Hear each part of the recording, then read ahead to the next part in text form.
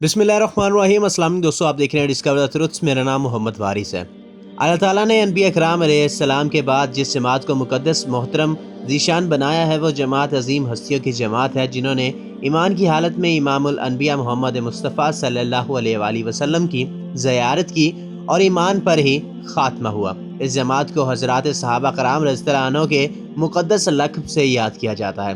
हज़रत सहाबा कराम रज़ियल्लाहु अन्हुम की अफ़ज़लियत की जानिब हदीस मुबारका में वाज़िया इशारा मिलता है, जैसा कि सही बुखारी में हज़रत अबू सईद खुदरी रज़ियल्लाहु अन्हु से रवायत है कि आप सल्लल्लाहु अलैहि वसल्लम ने फरमाया कि मेरे सहाबा को बुरा भला मत कहो। अगर तुम में से कोई एक ओहद पहाड़ के बराबर सोना भी खर्च करे, तब भी मेरे सहाबा के बराबर या इनके निस्फ के बराबर भी नहीं पहुंच सकता।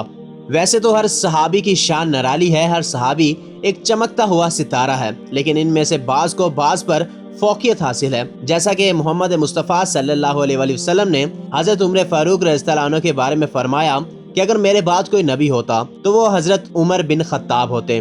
कुरान करीम में बेशुमार मकामात पर सहाबा कराम को बयान किया गया है, जैसा कि कुरान करीम की सूरह तौबा की आयत नंबर 100 में आता है, मुहाजिरीन और अंसार में से जो लोग पहले ईमान लाए और जिन्होंने नेकी के साथ इनकी पैरवी की, अल्लाह इनसे राजी है और वो अल्लाह से राजी हैं। और अल्लाह ने इनके लिए ऐसे बागात तैयार कर रखे हैं जिनके नीचे नहरें बहती हैं, जिनमें वो हमेशा रहेंगे। यही बड़ी कामयाबी है। इसके अलावा बेशुमार आयात हैं जिनमें शान सहाबा को उजागर किया गया, लेकिन इन तमाम में सबसे आला हज़रत अबू बकर सिद्दीक रज़ियल्लाहु अन्हु की ज़ाते गरामी है। हज़रत अबू बकर सिद्दीक रज़ियल्लाहु अन्हु की फजीलत को कुरान और हदीस में मुबैना बेशुमार मकामात पर बयान किया गया है। मुश्ते नमूना अज़्कुर वारे के तौर पर ज़ख़ीरा हदीस से कुछ फ़ज़ाइल मैं आपकी खिदमत में पेश करने जा रहा हूँ और इस वीडियो को बहुत ज़्यादा इंटरेस्टिंग बनाने जा रहा हूँ, क्योंकि इस वीडियो में मैं आपको ऐसी ऐसी अहादीस बताऊँगा जो कि शायद आप आज से पहले नहीं जानते होंगे। तो वीडियो को शुरू करने से पहले मेरी आप तमाम लोगों से गुजारिश है कि इस वीडियो को आखिर तक लाजमी देखिएगा, और अगर आप इस तरह की मज़ीद वीडियोज़ देखना चाहते हैं तो चैनल को सब्सक्राइब कर लें। इससे दो फ़ायदे होंगे कि आपको बर वक्त वीडियो का नोटिफिकेशन भी मिल जाएगा और मेरी हौसला अफजाई भी हो जाएगी। तो वीडियो को शुरू करते हैं। हज़रत अबू बकर सिद्दीक पैगम्बर मुस्तफ़ा सल्लल्लाहु अलैहि वसल्लम के खलील यानी के दोस्त हैं। सैयदना हज़रत अबू बकर सिद्दीक को ये तमगा हासिल है कि इमामुल अनबिया मोहम्मद मुस्तफ़ा सल्लल्लाहु अलैहि वसल्लम ने आप रज़ियल्लाहु अन्हु को अपना खलील बनाने की आरज़ू की है। जैसा कि इमाम इब्ने माजा रहमतुल्लाह अलैह अपनी किताब सनन इब्ने माजा में रवायत करते हैं कि रसूल पाक सल्लल्लाहु अलैहि वसल्लम ने फरमाया, अगर मैं किसी को दोस्त बनाता तो अबू बकर को दोस्त बनाता। इसी तरह हज़रत इब्ने अब्बास फरमाते हैं कि आप सल्लल्लाहु अलैहि वसल्लम बाहर निकले इस मर्ज़ में जिसमें आप सल्लल्लाहु अलैहि वसल्लम का इंतकाल हुआ था। इस हाल में आप सल्लल्लाहु अलैहि वसल्लम के सर मुबारक पर कपड़े की पट्टी बंधी हुई थी। आप सल्लल्लाहु अलैहि वसल्लम ने फरमाया, अगर मैं लोगों में से किसी को दोस्त बनाता तो मैं अबू बकर को दोस्त बनाता। इससे मालूम होता है कि हज़रत अबू बकर सिद्दीक रज़ियल्लाहु अन्हु के साथ आप सल्लल्लाहु अलैहि वसल्लम का कितना गहरा ताल्लुक था कि आप सल्लल्लाहु अलैहि वसल्लम इनको अपना दोस्त बनाने की बात कर रहे थे। बस यही नहीं, बल्कि हज़रत अबू बकर सिद्दीक रज़ियल्लाहु अन्हु को अनबिया कराम सलातो व सलाम के बाद मखलूक में सबसे अफजल होने का शर्फ भी हासिल है। एक सही हदीस है जिसका तर्जुमा कुछ यूँ है कि हज़रत अबू दरदा रज़ियल्लाहु अन्हु फरमाते हैं कि मुझे रसूल पाक सल्लल्लाहु अलैहि वसल्लम ने देखा इस हाल में कि मैं हज़रत अबू बकर सिद्दीक रज़ियल्लाहु अन्हु के आगे चल रहा था, तो आप सल्लल्लाहु अलैहि वसल्लम ने फरमाया, तू इसके आगे क्यों चल रहा है जो तुझसे बेहतर है। इसके बाद नबी आखिर ज़मां हज़रत मोहम्मद सल्लल्लाहु अलैहि वसल्लम ने फरमाया, जितने लोगों पर सूरज तलू होता है इन तमाम में हज़रत अबू बकर सिद्दीक सबसे बेहतर हैं। इसी तरह एक और हदीस से पता चलता है कि मौलाए कायनात हज़रत अली करमुल्लाह वजहुल करीम एक दिन खुतबे के लिए मिंबर पर तशरीफ़ लाए और अल्लाह ताला की हम्दो सना बयान की। इसके बाद इरशाद फरमाया कि बेशक लोगों में से रसूल पाक सल्लल्लाहु अलैहि वसल्लम के बाद सबसे अफजल सैयदना अबू बकर सिद्दीक रज़ियल्लाहु अन्हु की ज़ाते गरामी है। इससे बात वाज़ेह हो जाती है कि सैयदना अबू बकर सिद्दीक रज़ियल्लाहु अन्हु तमाम सहाबा में अफजल हैं। इस बात को ना सिर्फ सहाबा कराम मानने वाले थे, बल्कि सैयदना अली अल मुर्तज़ा करमुल्लाह वजहुल करीम भी सैयदना अबू बकर सिद्दीक को अफजलुल खलाइक तस्वुर करते थे। हज़रत अली करमुल्लाह वजहुल करीम के साथ मोहब्बत के दावेदारों को इनके इस फरमान पर ज़रूर गौर करना चाहिए। हर सहाबी जन्नती है, क्योंकि अल्लाह ताला ने कुरान मजीद फुरकान हमीद में तमाम सहाबा कराम रज़ियल्लाहु अन्हु के लिए अपनी रज़ा और खुशनुदी का ऐलान किया है, लेकिन बाज़ ایسے بھی خوش نصیب ہیں جنہیں نبوت نے اپنی زبان مبارک سے نام لے کر جنتی ہونے کی بشارت دی ہے، جیسا کہ اشرا مبشرہ صحابہ کرام۔ لیکن سیدنا ابو بکر صدیق رضی اللہ عنہ ان خوش نصیب افراد میں سے ہیں جن کو نہ صرف حضرت محمد صلی اللہ علیہ وسلم نے جنتی ہونے کی بشارت دی، بلکہ اس کے ساتھ ساتھ جنت میں اپنا رفیق ہونے کی بھی اللہ تعالیٰ سے درخواست کرتے ہیں۔ جیسے کہ حدیث شریف میں آتا ہے کہ حضرت انس بن مالک رضی اللہ عنہ سے روایت ہے کہ آپ صلی اللہ علیہ وسلم نے ایک مرتبہ اپنے ہاتھ کو اٹھایا اور فرمایا، اے اللہ، ابو بکر کو قیامت کے دن میرے ساتھ درجہ عطا فرما۔ تو اللہ تعالیٰ کی طرف سے وحی کی گئی کہ ہم نے آپ کی دعا کو قبول کر لیا ہے۔ اس ارشاد مبارک سے معلوم ہوتا ہے کہ حضرت ابو بکر صدیق رضی اللہ عنہ جنت میں حضرت محمد صلی اللہ علیہ وسلم کے رفیق ہوں گے، کیونکہ اس کی نہ صرف آپ صلی اللہ علیہ وسلم نے دعا مانگی بلکہ اللہ تعالیٰ نے آپ صلی اللہ علیہ وسلم کی یہ مبارک دعا قبول بھی کر لی۔ حضرت محمد مصطفیٰ صلی اللہ علیہ وسلم کی وفات کے بعد آپ رضی اللہ عنہ کو مسلمانوں کا پہلا خلیفہ نامزد کیا گیا۔ آپ نے اپنی خلافت میں ان لوگوں کے خلاف اعلان جہاد کیا جنہوں نے زکوٰۃ دینے سے انکار کر دیا تھا، اور آپ ہی کے دور میں مسلمہ کذاب کو مسلمانوں نے شکست بھی دی تھی، جس میں مسلمانوں کا بھاری نقصان تو ہوا تھا، لیکن مسلمانوں نے جھوٹے دجال اور نبی پاک صلی اللہ علیہ وسلم کی ناموس پر حملہ کرنے والے گستاخ کو عبرت کا نشان بھی بنا دیا تھا۔